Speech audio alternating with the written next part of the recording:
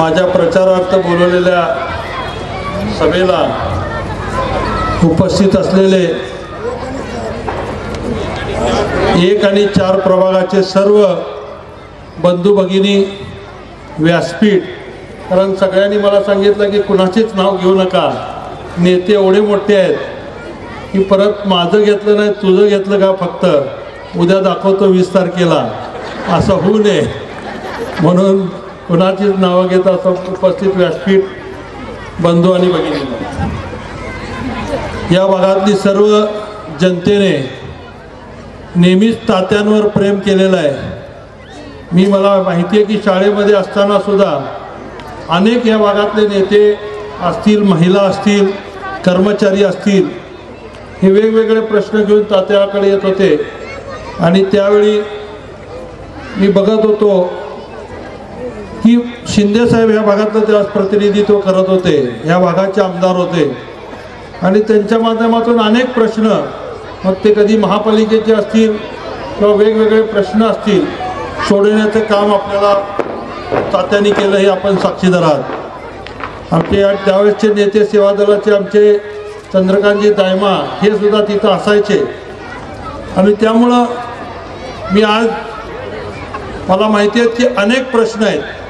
मी महापौर असताना, मी सभागृह नेता असताना अनेक प्रश्नाला आपण माहिती आहे की जेवढे आपले युनियन आहेत त्या सगळ्यांना सोबत घेऊन आपले सगळे प्रश्न सोडवण्यामध्ये मी नेहमीच अग्रेसर राहिलेला आहे, हे जे तुम्ही सगळेजण साक्षीदार आहात. आणि त्यामुळं मी काही नवीन नाही आहे. ज्यावेळेस हा शेजारचा डॉक्टर बाबासाहेब आंबेडकर उद्यान याचा विषय होता, बिल्डरनी ते मला वाटतं रिझर्वेशन उठवण्यासाठी प्रयत्न केला, परंतु मी त्यावेळेस ठाम राहिलो आणि मी सांगितलं की डॉक्टर बाबासाहेब आंबेडकरांच्या नावाने उद्यान या ठिकाणी झालं पाहिजे आणि आपण त्याला पूर्ण जोर लावून कुणालाही जागा कोणाच्याही घशात जाऊ दिली नाही आणि ही आपल्या समाजातील लोकांना मिळवून देण्यासाठी आपला हे राहिला. आज त्या विभागामध्ये आपण बघतोय की खऱ्या अर्थाने जसं सुशोभीकरण व्हायला पाहिजे तसं अजूनही झालं नाही, असं माझं स्वतःचं मत आहे. कारण तिथं बाबासाहेबांचे चरित्र असेल, बाबासाहेबांनी आजपर्यंत समाजाला काय दिलंय हे सगळं जर तिथं हे केलं गेलं, तिथे एखादा मोठा आपण स्मारक त्यांचं बांधलं आणि त्या स्मारकाच्या माध्यमातून लोकांना बाबासाहेबांनी आपल्या समाजासाठीच नाही तर देशासाठी काय केलंय याचा इतिहास मला वाटतं परत एकदा सांगण्याची गरज आहे. आणि नवीन पिढीला त्या अजून माहिती नाही, ती माहिती आपण करून देण्याची गरज आहे. आपल्याला माहिती आहे की ज्यावेळेस महानगरपालिकेने काही आपले कर्मचारी बिगर इंटरव्ह्यू रोजंदारीवर भरले होते, मी पहिला त्यावेळेस महापौर झाल्यानंतर पाहिलं की अनेक लोक रिटायर झालं तरी सुद्धा कायम होत नव्हते आणि त्यामुळं कुठलीही पेन्शन नाही, कुठल्याही त्यांना सवलती मिळत नव्हत्या, कुठली ग्रॅज्युटी नाही, कुठलंच काही मिळत नव्हतं. आणि बिचारे आशेवर मी आज कायम होईन, मी उद्या कायम होईन म्हणून 25-25 वर्ष काम करून सुद्धा त्यांच्या पदरात काही पडत नव्हतं. मी पहिली भूमिका घेतली की तिथले कर्मचारी पहिल्यांदा कायम झाले पाहिजेत आणि त्यांना न्याय मिळाला पाहिजे. ह्याचे तुम्ही सगळेजण साक्षीदार आहात. इथले जेवढे ट्रेड युनियन असतील, मग जानरावसाहेब असतील किंवा अजून वेगवेगळे ट्रेड युनियनच्या लोकांना त्याची कल्पना आहे. मी प्रत्येक वेळी जिथं आपला विषय आहे, मग कधी लाड समितीचा विषय असेल, आपल्याला माहिती आहे की आज सुद्धा मला माहिती आहे की 175 लोकांचा तो प्रश्न प्रलंबित आहे. आणि मी निवडून आल्यानंतर कमिशनरकडे ताबडतोब मीटिंग लावून ह्या प्रश्नामध्ये लक्ष घालेन आणि त्याला न्याय देण्याच्या दृष्टीने मी पहिल्यांदा प्रयत्न करेन, आपल्याला सांगतो. अजून एक आपला प्रश्न महत्त्वाचा आहे की महानगरपालिकेमधील 864 कर्मचाऱ्यांना पेन्शन अजून लागू झालेली नाही आहे. ती लागू करण्याच्या दृष्टिकोनातून जे काही आपल्याला करावं लागणार आहे, शासन दरबारी सुद्धा आवाज उठवून त्यांना न्याय मिळवून देण्याच्यासाठी माझा सर्वतोपरी त्या ठिकाणी सहकार्य राहील, आपला आवर्जून या ठिकाणी उल्लेख करतोय. कारण मला माहिती आहे की अनेक असे कर्मचारी आहेत की त्यांना आज पेन्शन मिळत नाही. पण मी 94ला ज्यावेळेस महापौर झालो आणि टप्प्याटप्प्याने का होईना आपण प्रत्येकाला कायम करण्याचं ॲफिड्यूट हायकोर्टामध्ये त्यावेळेसचे कमिशनर विजय माथनकर यांना ॲफिड्यूट द्यायला लावलं की आम्ही सगळ्याला न्याय देऊ आणि सगळ्याला कायम करू. आणि त्यामुळे ते कायम झाल्यामुळं त्या लोकांना पेन्शन असेल, ग्रॅज्युएटी असेल, सगळं मिळायला सुरू झालं. पण त्यातले काही हे अपवाद लोक आहेत 864 लोक, त्यांनासुद्धा निश्चित त्यांच्यासुद्धा प्रश्नामध्ये लक्ष घालून मी ते पूर्ण करून देण्याचा प्रयत्न करेन. आपल्याला माहिती आहे की ही परिवहनची जागासुद्धा काही बिल्डरांनी मागणी केली होती आणि ते त्या याच्यात मोठ्या हे करण्याचा प्रयत्न होता, पण आम्ही तो विषय अडवला. आणि आपल्याला माहिती आहे की आज त्यामुळे ही विषय आपल्या जागा आपल्या अजून ताब्यात आहे. अजूनही बऱ्याच लोकांचा डोळा ह्याच्यावर आहे. पण मी आपल्याला सांगतो की ह्याचा उपयोग डॉक्टर बाबासाहेब आंबेडकरांचं चांगलं स्मारक जसं नागपूरला आहे दीक्षाभूमी, तशा धर्तीवर काहीतरी करता येते का ह्याच्यासाठी मी आपल्या सगळ्यांची, समाजातील सगळ्या नेत्यांची बैठक घेऊन आपल्या काही आर्किटेक्ट असतील, फडतरे साहेबांसारखे आर्किटेक्ट किंवा अजून वेगळ्या आर्किटेक्टना घेऊन आपल्याला ह्या जागेचा उपयोग काय करता येईल ह्या दृष्टिकोनातून आपण प्रयत्न करू, एवढं आवर्जून आपल्याला या ठिकाणी सांगतो. आपण लोक गरीब जरी असलो तरी स्वाभिमानी आहात, कुणालाही झुकणार नाही. ज्या ज्यावेळी घटनेला कोणी बदलण्याचा अधिकार जर प्रयत्न केला तर तो प्रयत्न आपण हाणून पाडण्याचं काम परवाच्या लोकसभेमध्ये आपण करून दाखवलेलं आहे.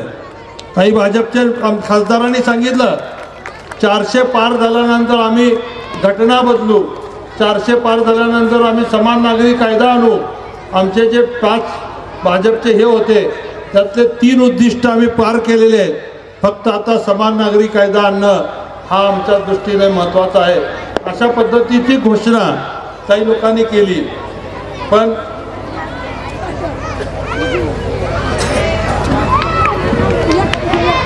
आपल्याला सगळ्याला माहिती आहे आणि आम्ही त्यांचे कुठलंही हे केलं नाही. तुम्ही साधं लाडकी बहीण योजना सुद्धा आली, कधी आली, किती लोकांना मिळालं इथं लाडकी बहीणच्या योजनेचा लाभ? 1500 रुपये मिळाले ना, किती लोकांना?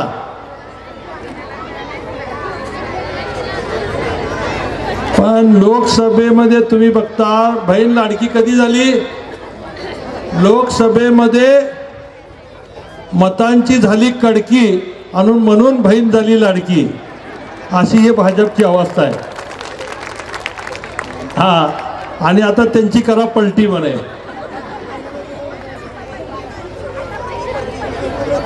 आता बहीण परकी झाली, योजना बंद झाली. पण घाबरू नका, महाविकास आघाडी सांगितलं त्यांनी 1500 दिले असतील तर आम्ही 3000 रुपये देऊ. मग 3000 पाहिजे का नाही? कुणाला पाहिजे हात वर करा बघा. आणि महाआघाडीचं सरकार निश्चित आपल्याला न्याय दिली. त्यांच्यासारखं फक्त मताचं राजकारण आम्ही आजपर्यंत केलेलं नाही.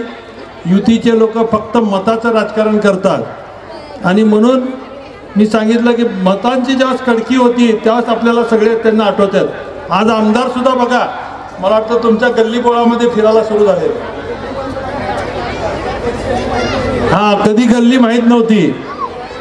काही लोक गेल्यानंतर पत्ता विचारत होते कुठं आहे म्हणून, माझ्या मतदारसंघात आहे का, असं म्हणणारे लोक आता गल्ली गल्लीत फिरायला लागलेले आहेत. 15 वर्षात कधी गल्ली माहीत नव्हती आपली. माहीत होती का? कधी बघितलं होतं का तुम्ही त्यांना? पण आज तुमच्याकडे डॉक्टर बाबासाहेब आंबेडकरांनी जो मताचा अधिकार दिलाय त्यामुळे तुमच्या घराघरात फिरायला लागलेले आहेत. काल मला कोणी तर सांगितलं गल्लीत येऊन गेल्यानंतर घरी जाऊन आंघोळ केले म्हणून, आणि काय गोमूत्र पण शिंपडलं अंगावर. म्हणजे जर ते एवढं आपल्याला अपवित्र समजत असतील तर ह्या माणसाला दाखवण्याची गरज आहे आम्ही अपवित्र नाही, तुझे विचार अपवित्र आहेत आणि तुझे विचार ठेचून काढण्याचं काम हे आंबेडकरी चळवळीचे लोक ठेचून काढल्याशिवाय सोडणार नाही. कारण आपण माहिती आहे आपण गरीब आहोत, स्वाभिमानी आहोत. आपल्याला डोक्यावर घ्यायचं सुद्धा माहिती आहे आणि पायाखाली तुडवायचं सुद्धा चांगलं माहिती आहे. आपल्याशी जर प्रामाणिक राहिलं तर आम्ही डोक्यावर सुद्धा घेतो, पण आमच्याशी गद्दारी करायचा प्रयत्न केला तर त्याला पायाखाली तुडवायला आम्ही काय मागं पुढं बघत नाही. हा विचार डॉक्टर बाबासाहेब आंबेडकरांनी आपल्याला दिला आहे. बाबासाहेबांनी आपल्याला अनेक गोष्टी दिल्या, अनेक अधिकार दिलं. घटनेच्या माध्यमातून जो मताचा अधिकार दिला, श्रीमंतातल्या श्रीमंताला सुद्धा एकच मताचा अधिकार आहे आणि गरीबातल्या गरीबाला सुद्धा तो एक अधिकार आहे. आणि तो अधिकार तुमच्याकडे आहे म्हणून हे लोक तुमच्याकडे फक्त येतात. तो जर अधिकार नसता तर आपल्याला विचारले पण नसते.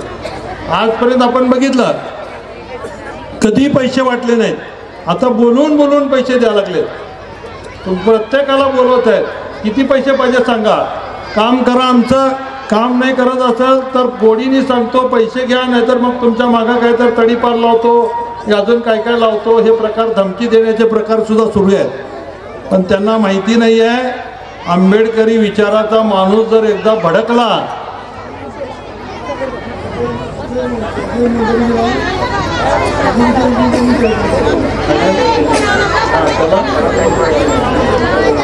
अजय मेंदरगीकर नावाच्या इस्माला यांनी बीजेपीचं काम कर आणि ते करत नाही म्हटल्यानंतर तडीपार करण्याचा प्रयत्न केला.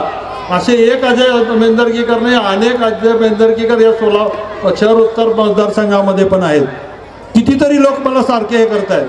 मला वाटतं आजच एका आमच्या विश्वभूषणने मला एक पत्र दाखवलं की त्यांना सुद्धा धमकीचं पत्र आलं आणि त्याच्यामध्ये त्यांनी सांगितलं की ह्या नंबरचा नंबर दिला, त्यांनी त्याला कॉन्टॅक्ट करा, काय पाहिजे ते सांगा, घ्या, नाहीतर मालक तर निवडून येणारच आहे आणि तुम्हाला मग जेलमध्ये जावं लागेल, असं धमकीचं पत्र त्यांनी मला दाखवलं. म्हणजे असे एक नाही, अनेक विषय आपल्याला सांगता येतील या मालकांनी आपल्या हे केलेलं आहे. आज मला समजत नाही आपल्यातलेच काही लोक जे कायम मालकाला शिव्या देत होते, मग आज एकदमच कसे काय जवळ गेले हो, त्यांना माझा सवाल आहे. कारण आता समाजाला त्यांनी फसवलंय, समाज आता त्यांच्या सोबत नाही आहे ह्याची जाणीव झाली म्हणून त्यांनी इतर समाजाला हे करण्यासाठी आणि बीजेपीचा आधार घेऊन परत एकदा महापालिकेमध्ये जाण्याचा प्रयत्न करतायत. पण मला खात्री आहे की हे स्टेजवरची लोक त्यांना काय आता सुधरू देणार नाहीत आणि हे कमी पडले तर तुम्ही तर त्यांना अजिबात हे करणार नाही याची खात्री मला आहे. कारण शेवटी विचाराशी जो गद्दारी करतो त्या माणसाच्या जीवनाला काही अर्थ राहत नाही. विचार आपण सोडले नाही पाहिजे. आयुष्यामध्ये चढ उतार होत राहतं. आयुष्यामध्ये काही गोष्टी मिळतात, काही मिळत नाही. तुम्ही काल काय होता हे तपासून बघण्याची गरज आहे. तुम्ही काल जर विसरला तर उद्या तात्पुरतं जे तुम्हाला हे दिसतंय ते जास्त दिवस टिकणारं नसतं. एवढा आवर्जून मी या ठिकाणी सांगू इच्छितो. मला निश्चित खात्री आहे, मला विशेषतः आमच्या महिला भाकरी करताना तव्यावर भाकरी टाकली तर तसंच ठेवता का तुम्ही? काय करता? भाकरी पलटी मारता ना. मग आता 20 वर्ष झालं ही भाकरी ठेवली आपण, ह्याची पलटी मारायची का नाही? काही करपलेली भाकरी खायची? हा, ही करपलेली भाकरी खायची नाही ना, नाहीतर आपलं पोट खराब होईल. हा, करपाच्या आधी त्याला पलटी मारली. आणि त्यासाठी आपल्याला माहिती आहे की मी बीडी घरकुल सारख्या भागामध्ये जे काम केलं, तुम्ही सगळेजण साक्षीदार आहात. अनेक लोक तिथं काम पण तुम्ही करत होता किंवा करताय. ज्या बीडी घरकुलची किंमत 20,000 होती आज 20 लाख झाली. आज तुमच्या घरकुल योजनेचे अनेक विषय आम्ही पूर्ण करण्याचा प्रयत्न केला. तुमच्या अनेक अजून घरकुल योजना थांबलेल्या आहेत त्याची मला कल्पना आहे. काही लोकांनी तिथं दादागिरी करून तुमचे घरकुल योजना थांबवण्याचं काम केलं असं माझ्या कानावर आलं. पण त्यांची दादागिरी आपण मोडून काढू आणि प्रत्येकाला न्याय देण्याच्या दृष्टिकोनातून आपण घरकुल योजनामध्ये लक्ष घालू. आज गव्हर्नमेंटच्या स्कीम्स आपल्यासाठी आहेत. तुम्ही बघितलं काल मला वाटतं नागनसूर यांनी एक PIL दाखल केलं हायकोर्टामध्ये. काय ते PIL होतं? तर आपला जो निधी आहे, आपल्या वस्तींसाठी जो निधी आहे तो निधी तो त्या श्रीमंत लोकांच्या घशात घालण्याचा प्रयत्न केला. आणि नुसतं श्रीमंत नाही तर हे जे जागा कुठं कुठं आहेत त्या जागेला किंमत वाढण्यासाठी त्या जागेच्या परिसरामध्ये वस्ती नसताना तिथं पैसा तो खर्च करण्याचा प्रयत्न केलेला आहे. ह्याची चौकशी निश्चित आपण सगळ्या केल्याशिवाय सोडणार नाही. आणि म्हणून दलित वस्तीचा निधी वळवला. आज मी फिरत असताना बघितलं की जर एवढा निधी आम्ही दलित वस्तीसाठी येत असेल आणि तरीसुद्धा आपली जर अवस्था बघितली तर ड्रेनेज वाहत चाललेला आहे, सगळ्या ठिकाणी रस्ते खराब अवस्थेत आहेत, आपले लोक कसे राहतात हे बघितल्यानंतर निश्चित वाटतं की ह्या माणसाने 20 वर्षात केलं तरी काय, फक्त बोर्ड लावण्याचं काम केलं. महेश कोटेंनी बीडी घरकुलमध्ये 25 वर्ष नगरसेवक म्हणून काम केलं. महेश कोटेंनी बीडी घरकुलचा विकास केला हे पूर्ण सोलापूर सांगतंय. पण एक सुद्धा बोर्ड लागलेला नाही आहे, एक सुद्धा आम्ही बोर्ड लावलं नाही, नुसतं शो दाखवण्याचं काम केलं नाही. माझं जे काम आहे लोकांच्या हृदयामध्ये आहे, लोकांना माहिती आहे मी काम करणार आहे.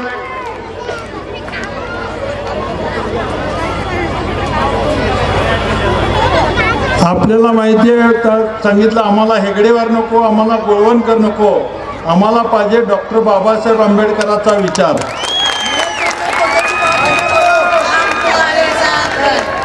आणि तुम्हाला डॉक्टर बाबासाहेब आंबेडकरांचं नाव घेण्याचा अधिकार नाही आहे. जे जे लोक भाजपचं काम करतायत, ज्या मनुवादाची होळी डॉक्टर बाबासाहेब आंबेडकरांनी केली त्या लोकांना तुम्ही साथ देताय, मग तुम्हाला काय अधिकार आहे डॉक्टर बाबासाहेबांचं नाव घेण्याचा? तुम्ही भूमे राम और बगर छुरी असलं वागताय, लोकांना पैशाने विकत घेण्याची भाषा करताय, लोकांना घराघरात जाऊन पैसे देऊन त्यांना सांगता की मनुवादाला मतं द्या. अहो तुमचं उद्या तोंड काळं झाल्याशिवाय राहणार नाही, कारण तुम्ही असं काळं काम करताय. आणि ठीक आहे, प्रत्येकाला महत्वाकांक्षा असते, पण महत्वाकांक्षा असताना आपण आपल्या समाजाचा विचार कधी बदलला नाही पाहिजे, त्या विचारापासून दूर गेलं नाही पाहिजे. ज्या डॉक्टर बाबासाहेब आंबेडकरांनी आपल्याला ज्या स्वाभिमान दिला, आज मान दिलं, त्यांच्यामुळे जी आपल्याला आज किंमत आहे, ती किंमत तुम्हाला सुद्धा डॉक्टर बाबासाहेब आंबेडकरांच्या विचारामुळे आहे. ते विचारापासून जर तुम्ही लांब जाणार असाल तर तुम्हाला पायाखाली घेतल्याशिवाय ही आंबेडकरी जनता सोडणार नाही, एवढं आवर्जून आपल्याला या ठिकाणी सांगितलं. आणि बघा, त्यांनी परवा सुद्धा लोकसभेला लोकांना हजार रुपये दिला असं सांगितलं. मला माहित नाही, मी काही बघायला आलो नव्हतो, पण लोकांनी सांगितलं 1000 रुपये आम्हाला दिले. मी त्यांना आत्ताही सांगतो, 1000 रुपये घ्या. जसं ताईच्या वेळेस पैसे घेऊन सुद्धा आपण मतं कुणाला दिली, त्यावेळेस हाताला ताईला दिली. आणि आत्ता सुद्धा पैसे सोडू नका. त्यांना सांगा, तू जे आत्ता पैसे आम्हाला द्यायला लागला ते 20 वर्ष तुला निवडून दिलेले हे पैसे आहेत. त्यामुळे आता पुढचे पैसे आम्ही व्हायला नको आहे. आम्ही महेश कोटेच्या तुतारीलाच मतदान करणार आहे, हे ठणकावून त्यांना सांगण्याची गरज आहे. आणि ते तुम्ही कराल अशी अपेक्षा मी या निमित्ताने करतो. त्यांचे पैसे आपले आहेत, त्यांचे नाहीत.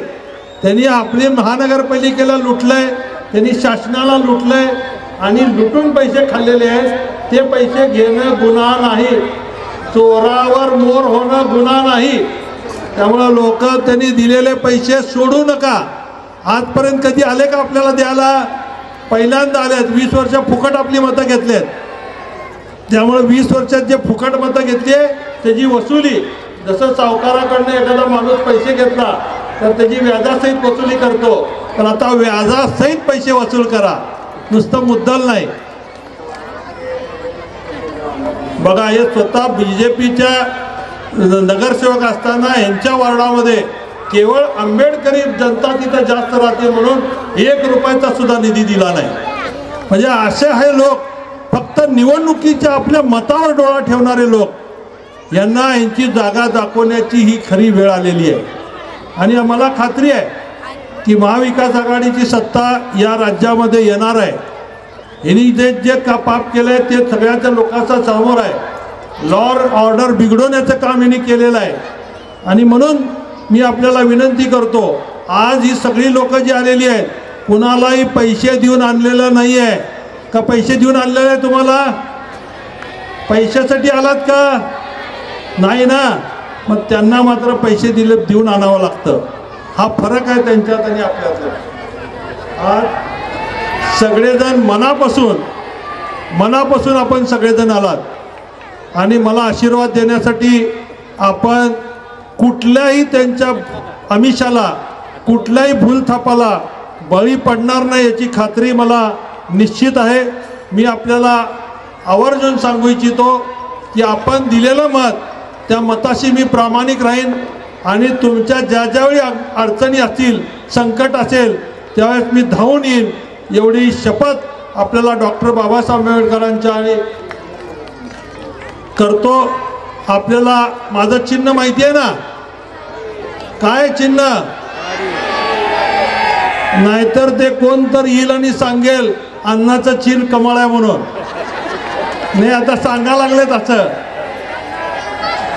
आणि काही लोक माझं चिन्ह कमळ नाही आहे, माझं चिन्ह 2 नंबरला नाही, मी 2 नंबरचे धंदे करत नाही. 2 नंबरचे धंदे करणाऱ्याचा नंबर 2 आहे. आपलं चिन्ह 1 नंबरला आहे. 1 नंबर बटन. किती नंबर आहे? सगळेजण 1 नंबर वर करा. अरे वा, म्हणजे आता मी निवडून आलो असं समजायला हरकत नाही ना. इथं आलेल्या भगिनींनी प्रत्येकाने 10 जणी मतं आणली तर मला वाटतं माझा विजय निश्चित आहे. आणि हा आशीर्वाद माझ्या जीवनामध्ये मी कधी विसरणार नाही.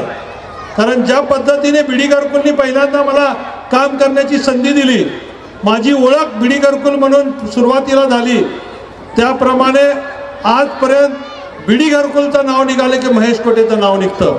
एवढं काम तिथं केलं आणि त्या लोकांनी साथ दिली, मी त्यांना साथ दिली. अर्ध्या रात्रीतून त्यांना अडचण आली तर मी हजर असतो आणि त्यांचं कधीही काम निघालं तर मी हजर असतो.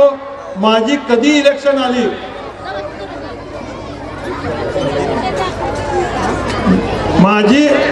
मी त्यांच्या अडचणीला येतो. मी कधी निवडणुकीला उभारल्यावर मी अजूनपर्यंत बीडी घरकुलला काल पहिल्यांदा गेलो.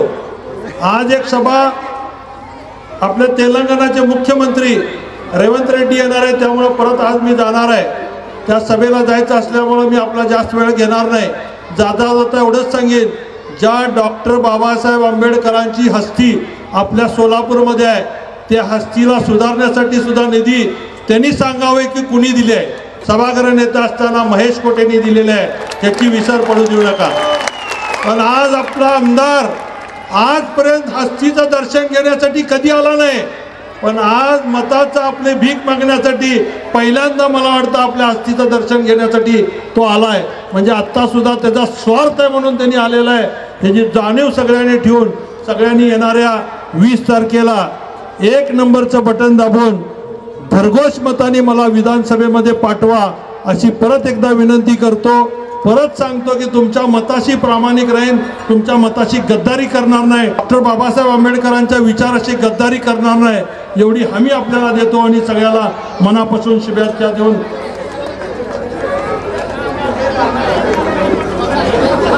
रामकृष्ण हरी, रामकृष्ण हरी म्हणून मी आपल्याशी प्रामाणिक राहीन एवढं सांगतो. सकाळ सकाळी उठा, मतदानाला निघताना घरातच म्हणा रामकृष्ण हरी आणि बटन दाबताना म्हणा वाजवा तुतारी आणि तुतारीचं बटन दाबा असं आपल्याला विनंती करतो. आपली रजा घेतो. जय हिंद, जय महाराष्ट्र, जय भीम.